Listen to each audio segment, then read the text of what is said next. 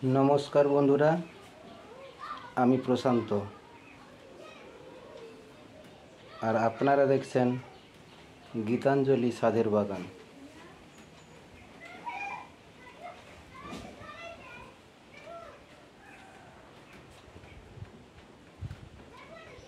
हाँ बंधुरा आपनारा ठीकই দেখছেন এটি আমার বাগানের একটি শ্বেতরঙ্গন গাছ।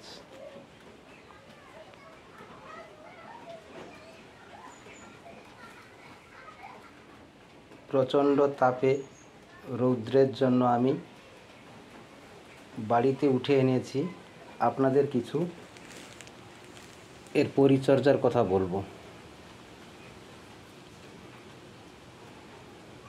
देखते थाकुन, सुनते थाकुन, संगे थाकुन। गाछटिर बयस हयेছে प्राय 2 बछर। प्रथमे छोटो टबे छिलो, 1 बछर हलो आमी गाछटी 10 इंची टबे रिपोर्टिंग करेছি। देखुन बंधुरा गाछटी कि सुंदर भावे फुल दिए शोभा दिচ্ছে। হ্যাঁ এইভাবে আপনারা করুন, দেখতে ভালো লাগবে, মন ভালো থাকবে। আর মন ভালো থাকা মানে সব কিছু ভালো থাকা, শরীর ভালো থাকবে এবং কাজ করতেও ভালো লাগবে।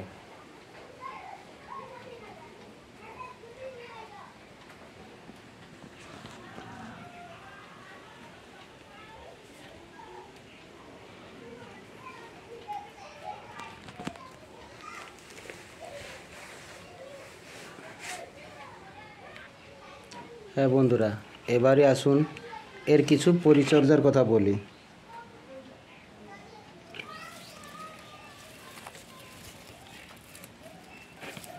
দেখুন বন্ধুরা মাটিটা কেমন ঝুরঝুরে ফুরফুরে। মাটিতে রস আছে কিন্তু মাটিটি একদম ঝুরঝুরে ফুরফুরে। মাটিটি আমি কিভাবে তৈরি করেছি, 50% नर्माल गार्डन सয়েল আছে, 30% কাঠের ভুসি আছে,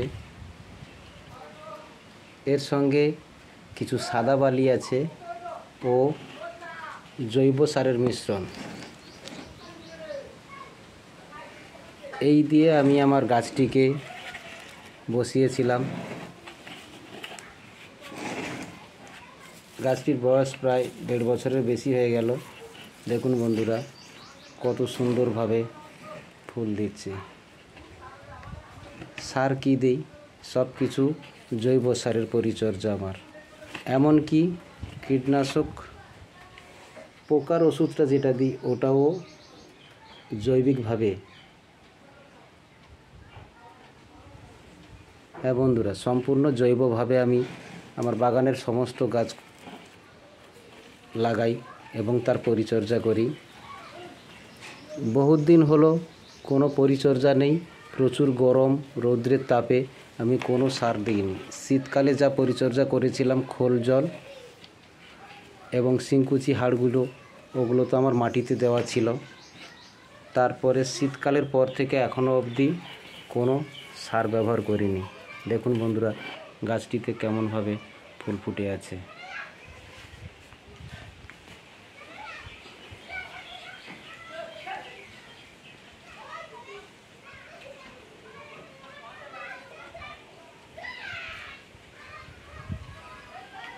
এইভাবে আমরা সবাই হাতে হাত মিলিয়ে গাছ লাগাবো। একটি গাছ একটি প্রাণ। গাছ হলো প্রাণী জগতের উৎস। তাই বন্ধুরা সবাই এইভাবে আপনার বাড়ির উঠোনে কিংবা ছাদে গাছ লাগাও, প্রাণ বাঁচাও। প্রাকৃতিক যেভাবে আমাদের গাছগুলোকে ধ্বংস করে দিচ্ছে, আমরাও বড় বড় গাছগুলোকে কেটে ফেলি। সেই জায়গায় দাঁড়িয়ে বলবো এইভাবে ছোট ছোট গাছ লাগাও। দেখতে যেমন শোভা দেবে তেমনি আমাদের অক্সিজেন দিতে সাহায্য করবে। সঙ্গে থাকুন, দেখতে থাকুন। কিছু জিজ্ঞেস করার প্রয়োজন হলে আমাকে কমেন্টস করে বলুন, আমি সব কিছু